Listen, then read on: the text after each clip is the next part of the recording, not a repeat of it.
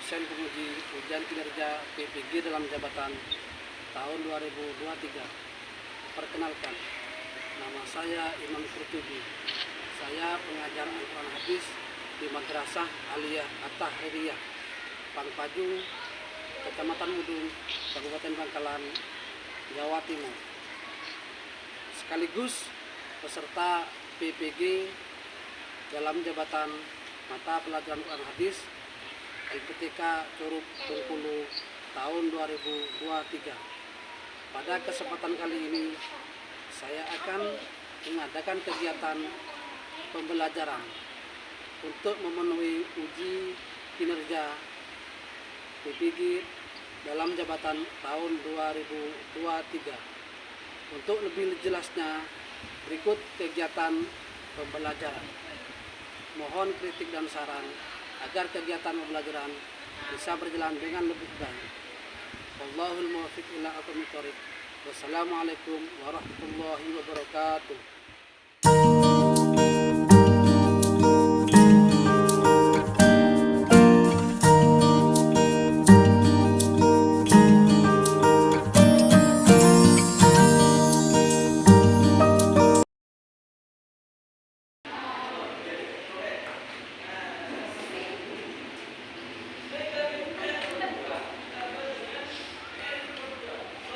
Assalamualaikum warahmatullahi wabarakatuh. Waalaikumsalam warahmatullahi wabarakatuh. Apa kabarnya hari ini? Baik. Sudah siap? Siap. Baiklah, dalam kesempatan hari ini supaya kegiatan kita menghadap kepada Allah, kita berdoa terlebih dahulu yang akan dipimpin oleh ketua kelas. Berdoa mulai. Bismillahirrahmanirrahim. Rabbi shrahli sadri wa yassir li amri wahlul 'uqdatam min lisani yafqahu qawli. Rabbi zidni ilma warzuqni fahma. Amin. Baiklah, sebelum memulai pelajaran sebagai siswi madrasah, kita terlebih dahulu membaca surat pendek yaitu surat Al-Kautsar. Mulai. A'udzu billahi minasy syaithanir rajim. Bismillahirrahmanirrahim. Inna a'tainakal kautsar fasholli li rabbika wanhar. Inna shani'aka huwal abtar. Shadaqallahu maulanal azim. Baiklah, Bapak absen terlebih dahulu. Amelza Nur Aisyah, Hadirah. Aimanatu Zahra, Anessa Zahra, Hadirah. Fitria, Iman Atika, Hadirah. Mufarroha. Hadirah. Apakah kalian sudah siap? Siap. Baiklah, kalian siapkan buku, kalian buka, kita belajar tentang pembentukan Al-Qur'an. Kalau sebelumnya kita belajar tentang materi pengertian Al-Quran, sejarah turunan Al-Quran, Bapak tanya dulu, apakah masih ingat pengertian Al-Quran itu apa? Bisa sampai yang bisa jawab pengertian Al-Quran? Ayo, apa pengertian Al-Quran? Pengertian Al-Quran yaitu kitab suci yang diturunkan kepada Nabi Muhammad SAW melalui perantara malaikat Jibril, ditulis pada mushaf dan diawali surat Fatihah yang diakhiri dengan surah Nas. Baik, kita kasih tepuk tangan. Pada materi selanjutnya kita belajar tentang turunnya Al-Qur'an.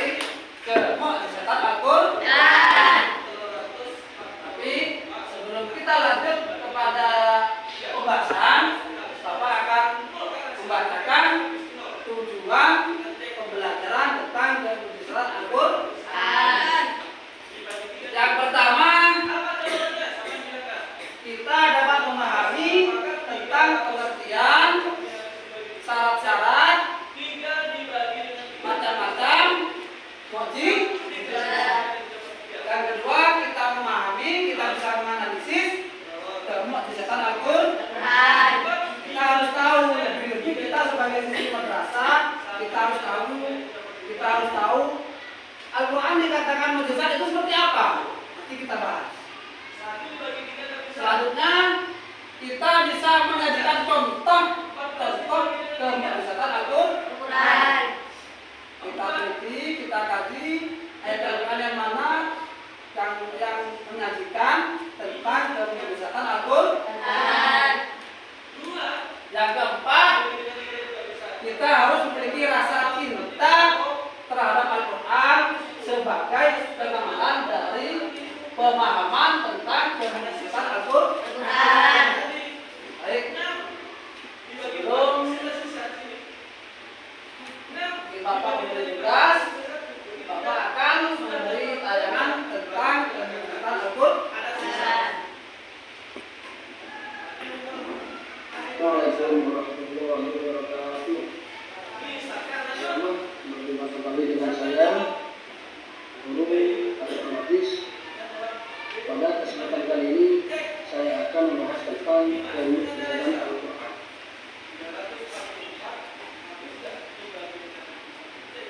Sebelum lanjut pada pembahasan, saya akan membacakan tujuan pembelajaran.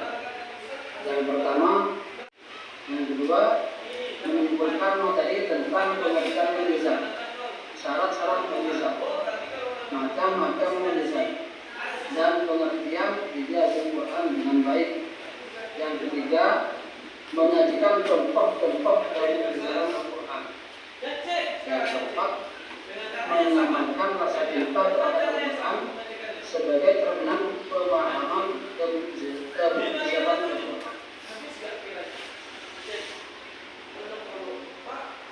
Pengertian mukjizat secara etimologi atau secara bahasa, kata mukjizat berarti melemahkan atau mengalahkan lawan. Mukjizat juga diartikan sebagai sesuatu yang menyalahi tradisi atau kebiasaan. Dengan puluh sesuatu yang luar biasa. Secara terminologi atau istilah, nama Al-Qur'an mendefinisikan mukjizat adalah sesuatu yang menyalahi kebiasaan disertai dengan tantangan dan selamat dari perlawanan. Syarat-syarat mukjizat. Suatu kejadian atau peristiwa dikatakan mukjizat apabila memenuhi syarat-syarat sebagai berikut. A. Mukjizat sesuatu yang tidak sanggup dilakukan oleh siapapun. Baiklah, apakah kalian sudah ada bayangan tentang kemukjizatan Al-Quran? Kalau begitu, Bapak akan memberikan tugas, Bapak akan memberikan kerja kelompok. Ayo kita bentuk kelompok dulu. Bapak akan membagikan 4 kelompok. Kelompok yang pertama tugasnya adalah menulis tentang pengertian, syarat-syarat, dan macam-macam mukjizat. Kelompok kedua tugasnya adalah membahas tentang kemukjizatan Al-Quran. Kelompok ketiga tugasnya adalah membahas tentang aspek kemukjizatan Al-Quran dari segi bahasa. Kelompok yang keempat tugasnya adalah membahas kemukjizatan Al-Quran dari segi atau dari aspek sisi kandungan. Baiklah, kita bentuk kelompok.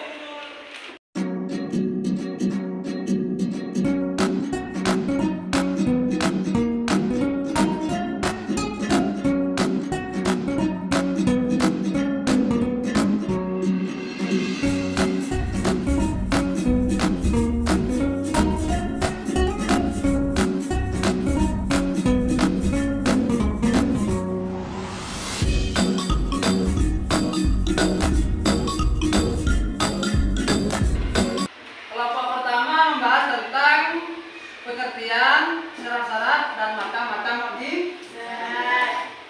Kalian baca, kalian simpulkan, kalian tulis, kalian presentasikan. Kelompok yang kedua ini membahas tentang kemukjizatan Al-Quran. Kalian baca, kalian simpulkan, kalian tulis, kalian presentasikan. Kelompok yang ketiga 3 membahas tentang kemu'jizatan Al-Quran dari aspek bahasa. Kali kalian baca, simpulkan, kalian tulis, kalian presentasi.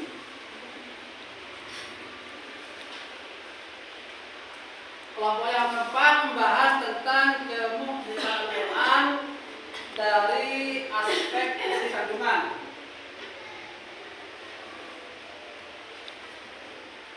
Sudah paham dengan tugasnya? Paham. Jangan lupa nama kelompok ditulis.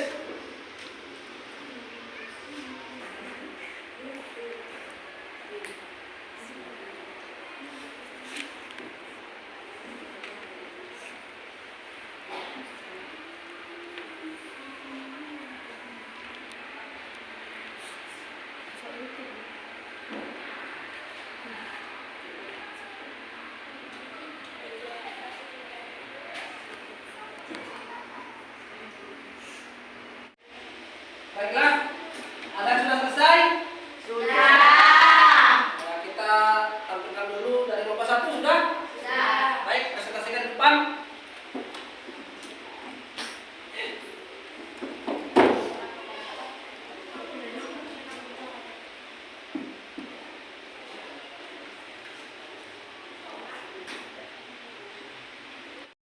Assalamualaikum warahmatullahi wabarakatuh. Waalaikumsalam warahmatullahi wabarakatuh.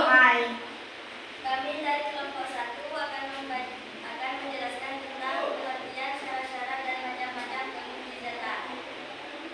Pengertian mukjizat secara istilah adalah kejadian luar biasa yang sukar ditangkap oleh akal dan pikiran dan ditujukan kepada para nabi dan rasul untuk mendukung dakwahnya. Syarat-syarat mukjizat yaitu 1. Hanya Allah Subhanahu wa taala yang sanggup melakukan. 2. Berlawan dengan kebiasaan dan hukum alam. 3. Bukti kebenaran atas kemampuan Rasul dan membawa risalah ilahi. 4. Sebagai tandingan atas orang-orang yang melawan Nabi dan Rasul. 5. Tidak ada yang mampu mengalahkan mukjizat tersebut. Macam-macam mukjizat ada 2, yaitu 1. Mukjizat hissi adalah mukjizat yang dapat dirasakan dan ditangkap oleh pancarindera. 2. Mukjizat manawi adalah mukjizat yang dapat dicapai dengan kekuatan akal dan kecerdasan pikiran. Wassalamualaikum warahmatullahi wabarakatuh. Waalaikumsalam warahmatullahi wabarakatuh. Sekarang dari kelompok 2 sudah? Sudah. Presentasikan di depan.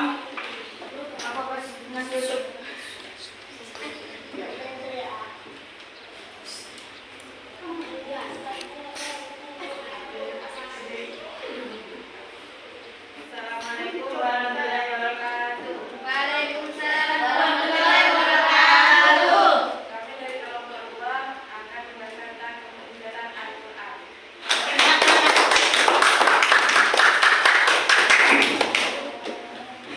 Selanjutnya kelompok 3.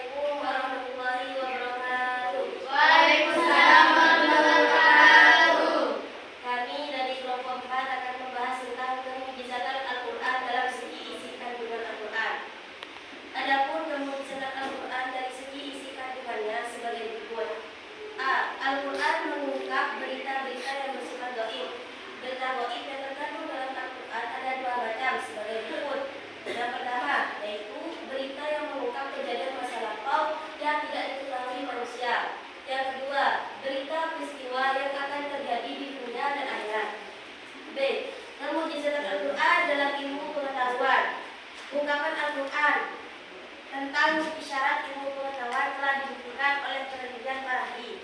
Sebagaimana firman Allah yang artinya, apakah manusia mengira bahwa kami tidak akan mengumpulkan kembali tulang belulang?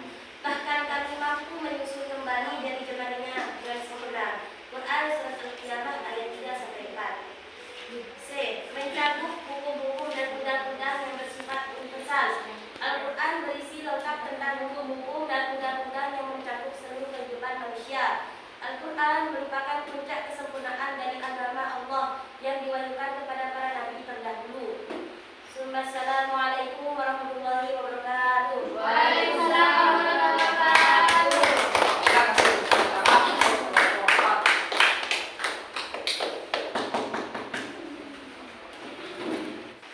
Baiklah, kelompok 1 sampai kelompok 4 telah mempresentasikan di depan. Sekarang kita menyimpulkan hasil kegiatan pembelajaran kita. Dari kelompok 1 menjelaskan tentang pengertian mukjizat. Mukjizat adalah kejadian yang luar biasa dan berlawanan dengan hukum alam. Contoh, api yang bakar Nabi Ibrahim tidak terbakar. Secara hukum alam harusnya Nabi Ibrahim terbakar. Yang kedua, syarat-syarat mukjizat. Syarat-syarat mukjizat di antaranya tidak sanggup dilakukan oleh siapapun selain Allah Subhanahu wa taala. Selanjutnya, macam-macam mukjizat. Ada mukjizat fisik, ada mukjizat mana? Mukjizat fisik itu adalah mukjizat yang bisa ditangkap oleh mata indera. Mukjizatnya Nabi Ibrahim bisa dilihat oleh mata. Mukjizatnya Nabi Musa bisa dilihat oleh mata. Yang kedua, mukjizat maknawi. Mukjizat maknawi ini adalah mukjizat yang bisa dicapai dengan kekuatan akal, dengan kecerdasan pikiran. Contoh, ketika kalian membaca Al-Quran, kalian teliti, kalian membaca isi kandungannya, kalian akan mengerti bahwa Al-Quran itu mukjizat. Selanjutnya, mukjizat Al-Quran. Al-Quran dikatakan mukjizat itu ketika kita telah menelaah, ketika kita telah meneliti Al-Quran, bahwasanya Al-Quran itu dikatakan mukjizat ketika menggunakan kecerdasan akal, menggunakan kecerdasan pikiran. Dari kelompok 4 yang terakhir, dari kelompok 3. Dari kelompok 3 membahas kemukjizatan Al-Quran dari segi bahasa. Dari segi bahasa, Al-Quran itu indah dan halus. Kalian kalau biasa mengaji, kalian baca Al-Quran, baca hadis, baca kitab, itu ketika dibandingkan indah mana? Tentu indah Al-Quran. Dari segi bahasa, Al-Quran itu serasi untuk orang awam dan orang cendekia. Artinya, yang orang awam bisa merasakan keagungan Al-Quran, dan orang pandai juga bisa merasakan keagungan Al-Quran. Dan yang terakhir dari kelompok 4 ini menjelaskan kemukjizatan Al-Quran dari aspek isi kandungan. Yang pertama, Al-Quran itu menjelaskan kejadian masa lampau. Kisahnya Nabi Adam yang diusir dari surga, kisahnya Nabi Nuh, kisahnya Nabi Idris, kisahnya Nabi Ibrahim, dan yang lain itu dikisahkan dalam Al-Quran. Selanjutnya Al-Quran membahas hal-hal yang akan terjadi. Contohnya kemenangan Nabi Muhammad ketika dalam perang Badar. Sebelum berperang, Al-Quran sudah menjelaskan bahwa orang Islam akan menang. Terus selanjutnya Al-Quran juga menjelaskan tentang ilmu pengetahuan. Kalau tentang ilmu pengetahuan, Al-Quran juga menjelaskan. Contohnya, penciptaan manusia. Penciptaan manusia dijelaskan dalam Al-Quran. Proses terjadinya manusia mulai dari kandungan sudah dijelaskan dalam Al-Quran. Mulai dari sperma menjadi segumpal darah, menjadi segumpal daging, menjadi tulang belulang, dibungkus oleh daging, diciptakan roh, menjadi makhluk manusia, itu semuanya dijelaskan dalam Al-Quran. Selanjutnya tadi sudah disinggung oleh kelompok 4 tentang Allah Ta'ala mengumpulkan manusia tentang masalah sampai utuh jari jemarinya. Jari jemari disebutkan dalam Al-Quran. Ada apa dengan jari jemari? Ternyata setelah diteliti oleh ilmu teknologi, jari manusia, yaitu sidik jari, ini seluruh dunia manusia ini